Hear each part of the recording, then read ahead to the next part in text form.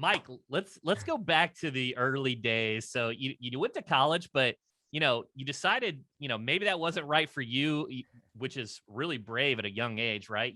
How did you know that you were going to go out and be an entrepreneur, and how did you know that was the right move for you? What a great question, Chris. So yeah, 100%. I at an early age, I always felt like I wanted to be a businessman, but I didn't actually know what that meant. Very nerdy kid, pocket protector. I got glasses before I needed them. I begged my mom when I was in the second grade. I thought that was what a businessman needed. And it was just something, I don't know where it came from. Between that and like being obsessive about human behavioral psychology, why people do what they do. Those two things have always been in my life, and just like curiosity about human nature. So fast forward into being on campus at Purdue University, I was just deeply depressed. The moment I got there, because I was like, oh man, I never really liked school. It felt like like there's just so many things that didn't feel like they were relevant to me. I think instinctually knew that to learn a craft, you must do a craft. And I'm like, I'm not doing any craft right now. I'm doing nothing, actually. I'm just sitting around, biding my time. So I got obsessed. I was playing computer games. I was just obsessed and addicted to unplugging and disconnecting. And I wasn't happy about that either. That's part of where my depression was. So a fortunate series of events and a number of things happened. I was reading a couple of books that really shifted my mindset. The Power of Positive Thinking was one of them. Think and Grow Rich, another classic, of course. But these things planted seeds in my mind, 16, 17, 18 years old, that started to gestate. And then I started asking those questions when I was on campus. And then at that point, I came into contact with a speaker, author, coach living out of Stockton, California. And he took a liking to me. He saw that I was hungry, ambitious, et cetera. And he was like, hey, just, come mentor with me. And amazing. That to me was like, the word mentorship was like, that was what I was seeking. I was like, I want to find somebody doing or living or building businesses in a way that I can just learn and do whatever it takes to do that. And that opened up a great door. So what I did was, at that point, I took out a federal loan at school, which is like, they were handing out like candy. Right. And I immediately left school with that loan. And that loan afforded me the opportunity to go cross country and do everything I needed to do to get started. And that was my venture into entrepreneurship and mentorship. And that was, 18 years old. So that's amazing, especially being so young.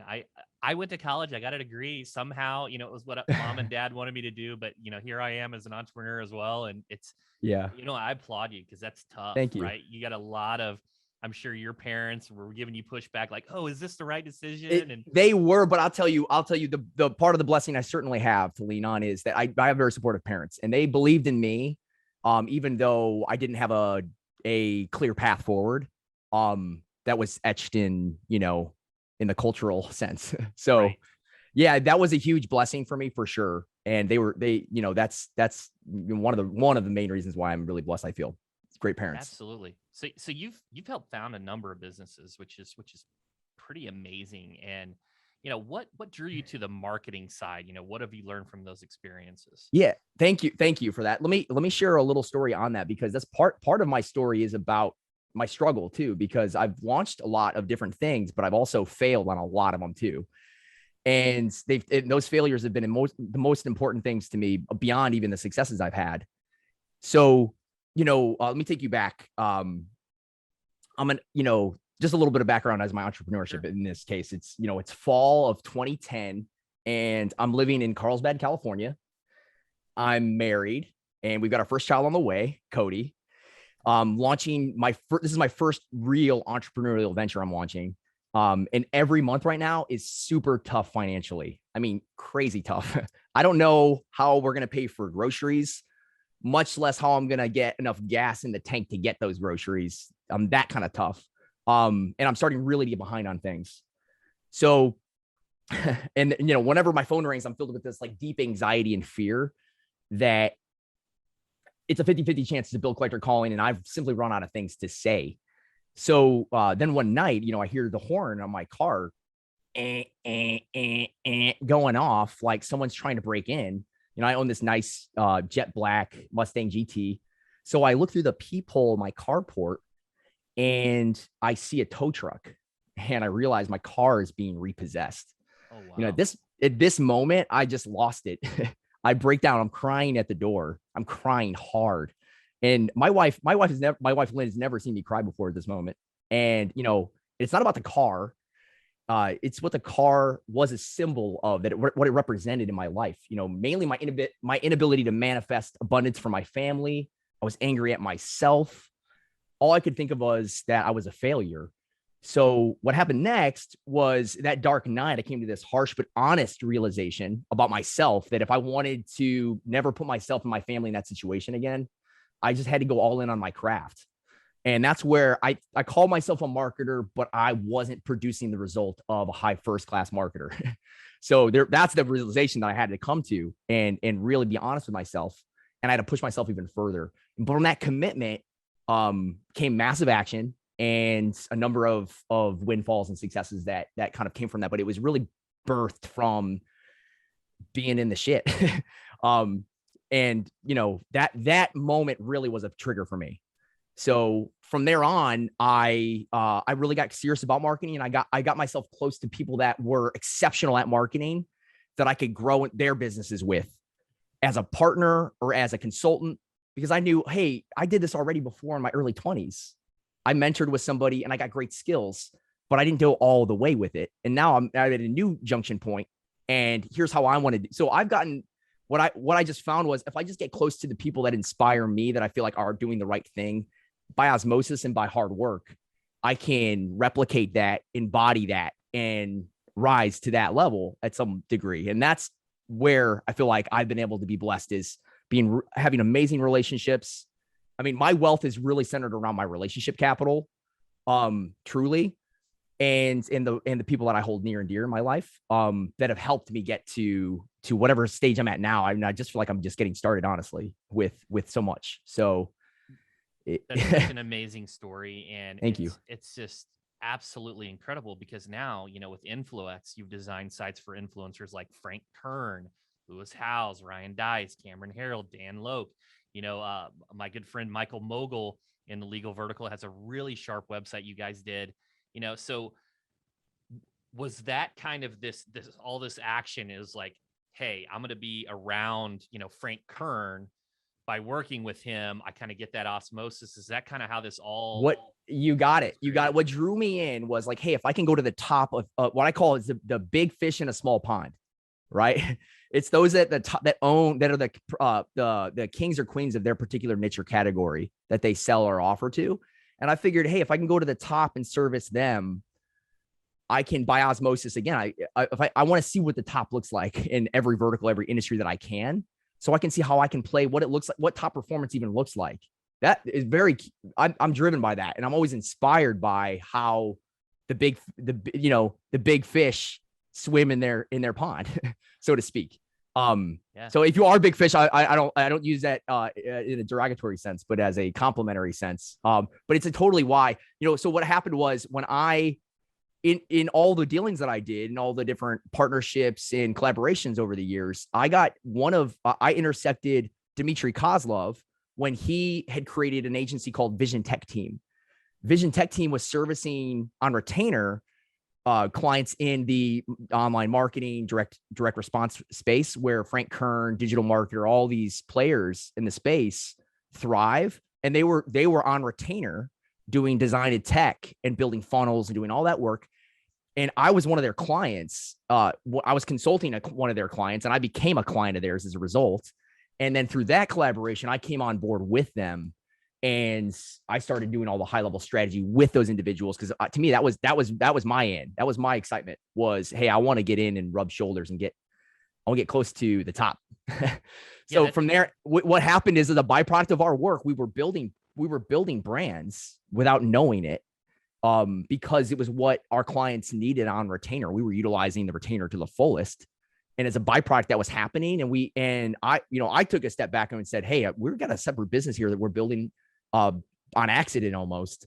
And this to me could be more exciting than what we're doing from a design and tech retainer side, really helping express individuals at the highest level to get more results and to properly, there's a disparity now in the space where people are doing exceptional work out there in the real world. But it turns out when somebody outside of them that doesn't really know who they are finds them online, man, it's a huge gap. Who they are online and how they show up in the real world does not match. And that's a problem. It's a problem for a lot of businesses, a problem for a lot of individuals, especially for a lot of firms. Yeah. Yeah. So you kind of led me right to that. So, you personal injury attorneys, they have a mix of, they're a little bit different because a lot of times the firm names, their business name is their name.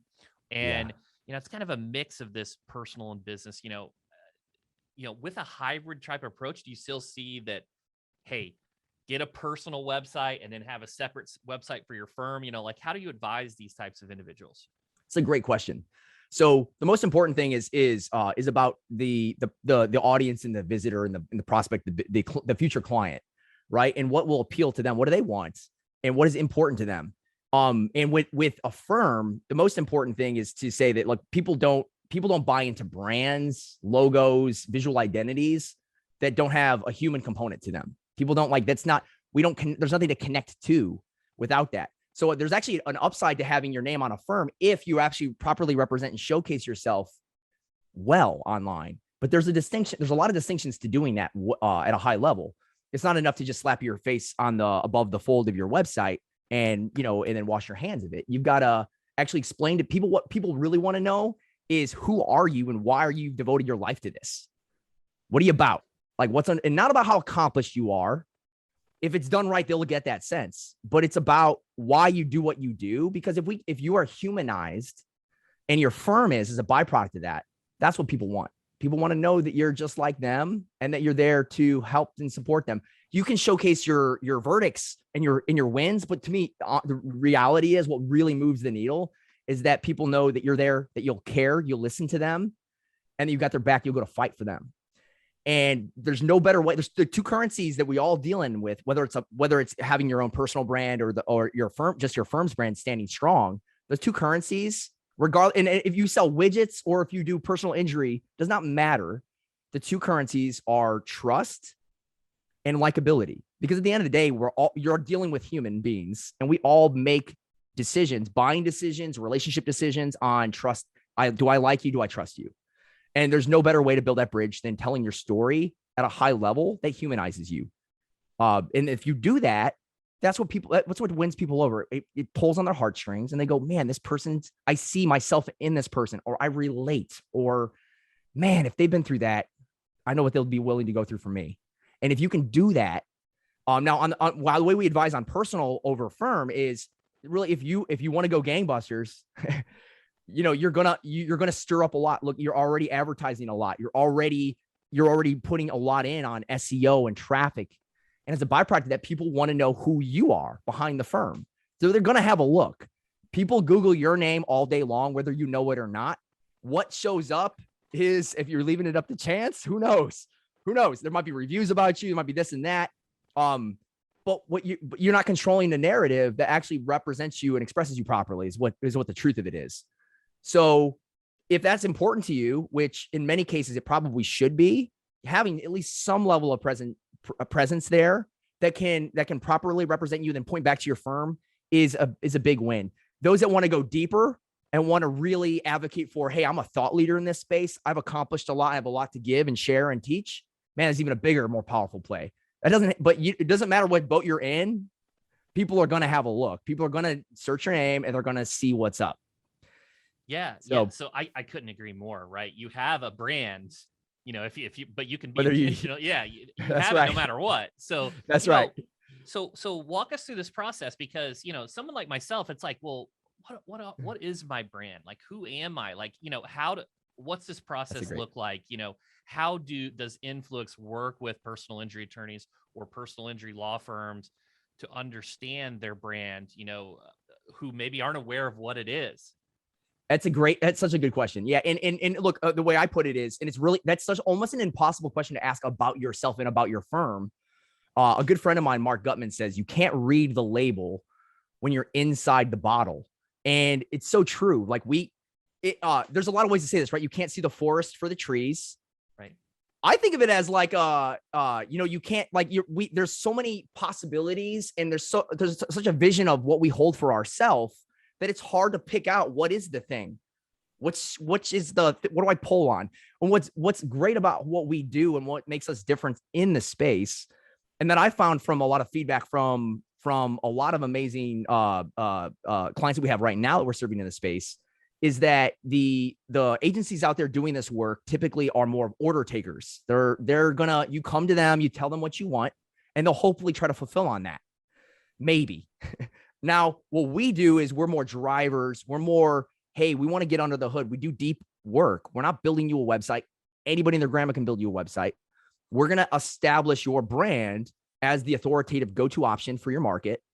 And we're going to do that a number of ways. One is we want to get under the hood of who you really are. And the way we do that is through several, we kind of triangulate it. One is actually feedback you constantly hear from people, your team, your other peers.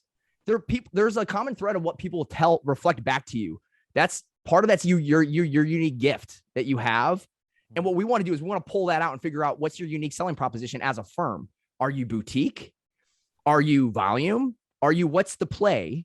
And how do we make that play appealing to your market at a really high level? And a lot of that's just through deep inquiry and triangulating that, and then really bringing that in. And then it's also because we bring it all under one roof, which is another thing that makes us different. We're controlling all the messaging for you. We're controlling all the visual identity work for you. And then we're writing your story in a way that you, and frankly, nobody can write about themselves, because it's hard when you're doing it for yourself. It's damn near impossible when you're doing it for yourself.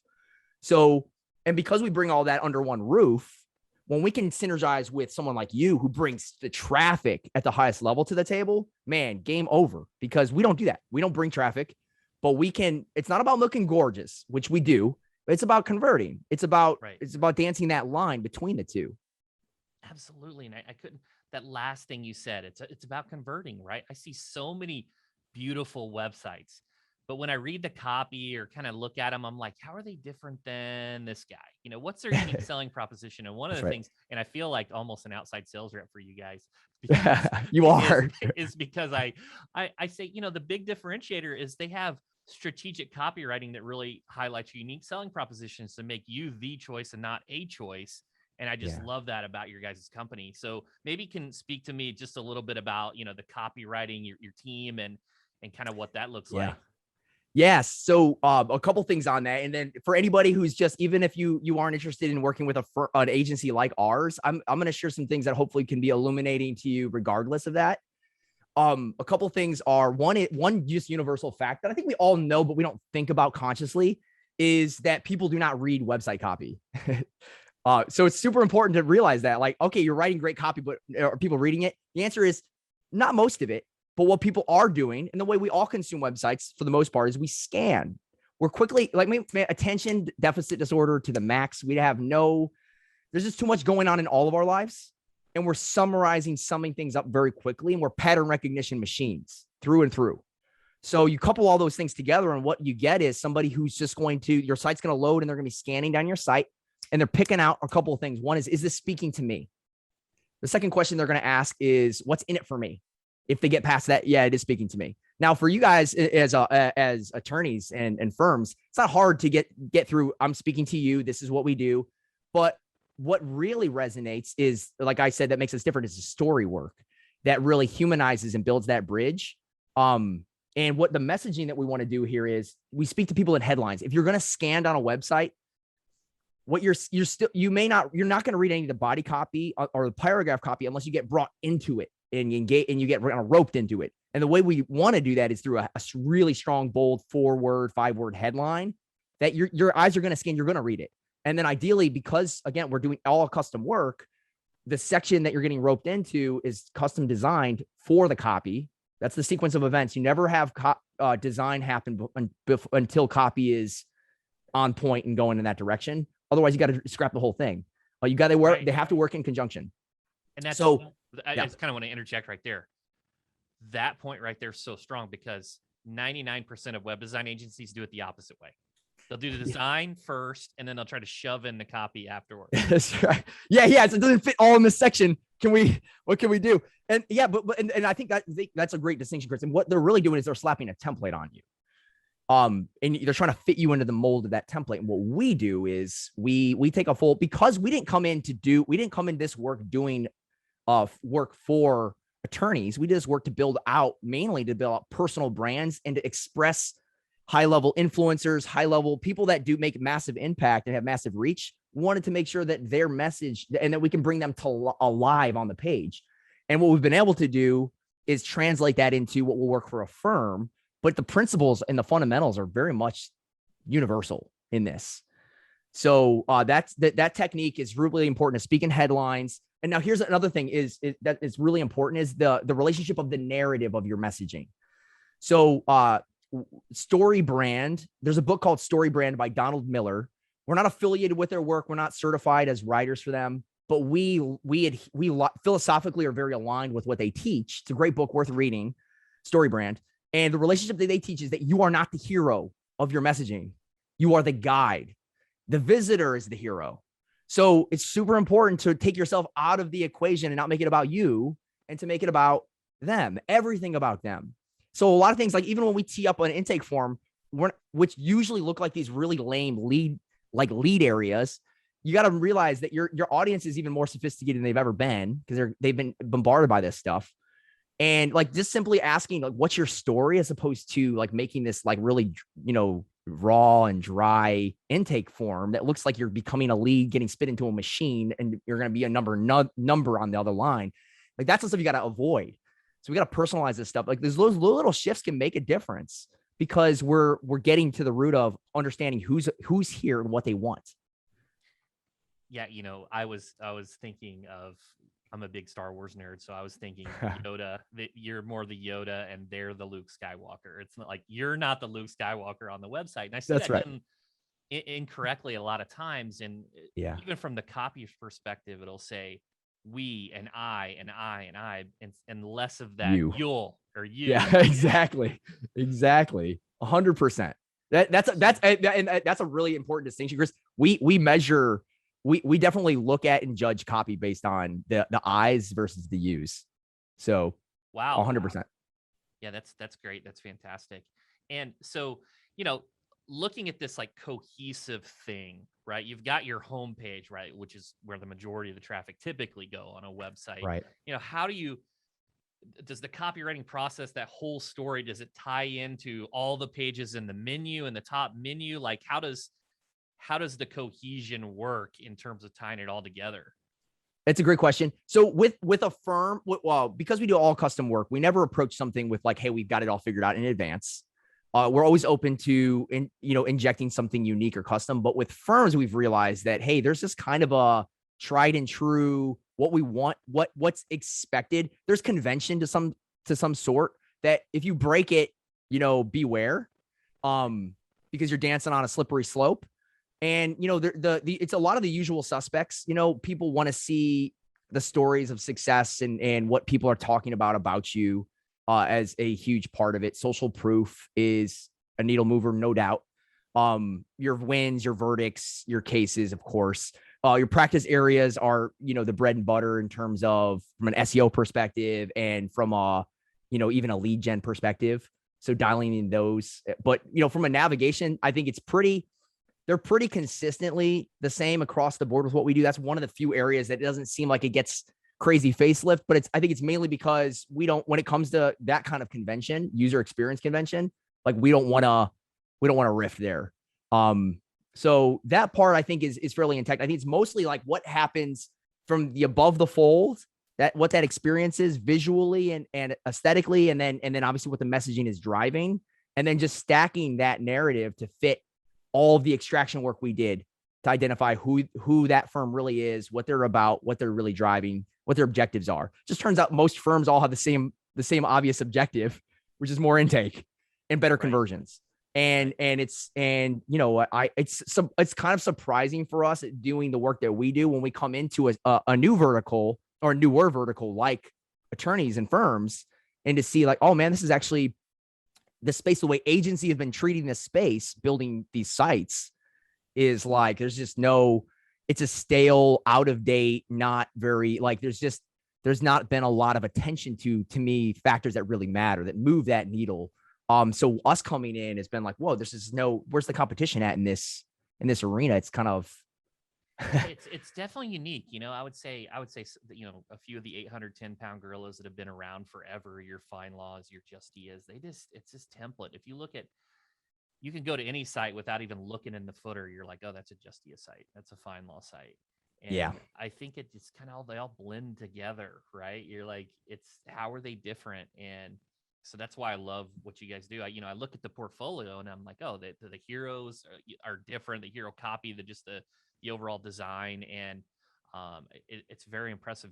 One question from the agency side, my side, and this is a little bit self-serving, and I kind of wanted to get your feedback on this is, one of the issues with design is like the photography, right? So, and that can be a bottleneck in terms of, my gosh, maybe the attorneys don't have the photography, or, so how do you guys approach that? Do you not start until they have photography? Do you go out and send a photographer to them? Like, how does that work?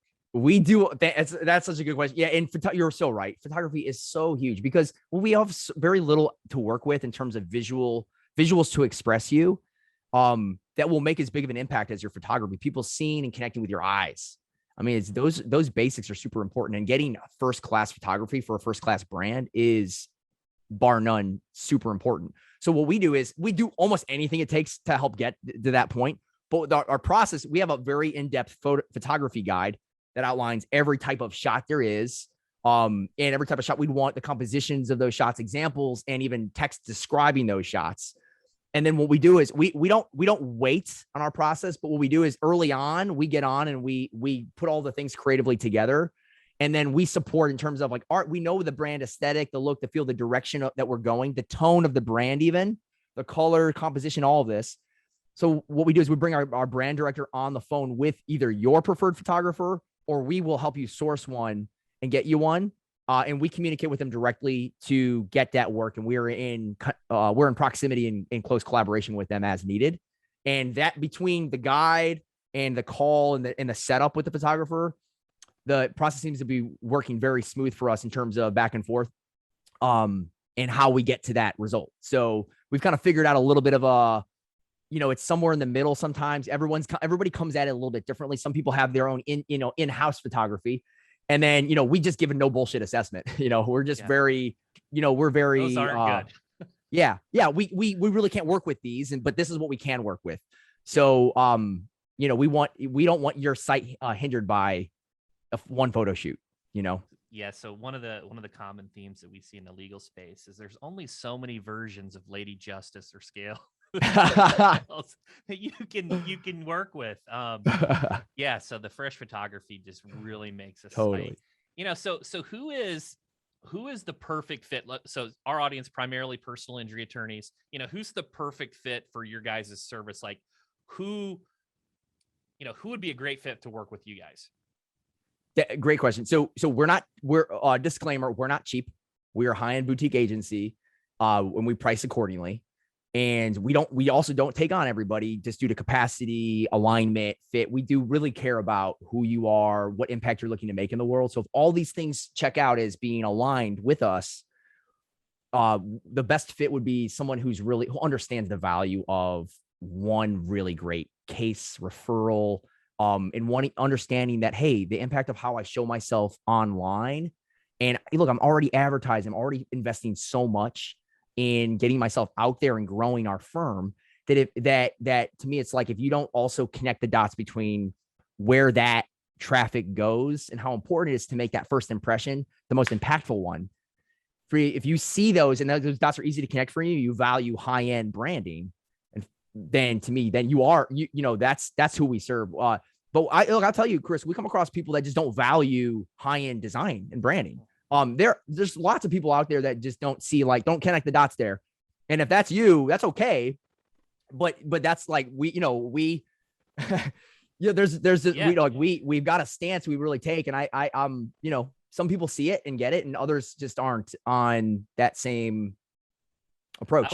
I would say most of the personal injury attorneys that are really investing in advertising, have those billboard campaigns, TV campaigns, Yes, are probably more of the individuals that understand it. But yeah, yeah, it is an investment. I think it's the outlet where individuals convert, because even if you're doing TV, radio, billboards, SEO, whatever it is, or well, that's a bad example. The traditional media, they all right. go to Google afterwards. It's That's very right. rare that, in some cases, that vanity phone number or that repeater phone number, the 222, may stick out when people Right. call, but a lot of times they're going to go to Google and they're going to go to the website. That's right. Right. That's right. Right. So Mike, Yeah, but yeah, we don't pick up the phone and do that 800 number nearly as much as we used to. Everyone's got they're picking up their phone, but they're going to your website. That's right. absolutely. Mike, thanks so much for coming on the show. Do you have any final parting advice for our audience?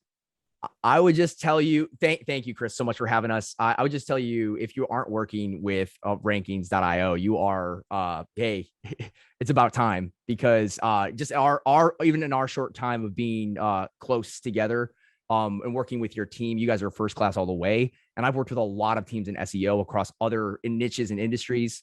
You guys are the best I've ever seen. So that's the only thing I'd say is if you aren't working with rankings, I would strongly consider jumping off the fence. Well, on that note, let's book Mike again. Mike, thanks so much for coming on the show. My pleasure.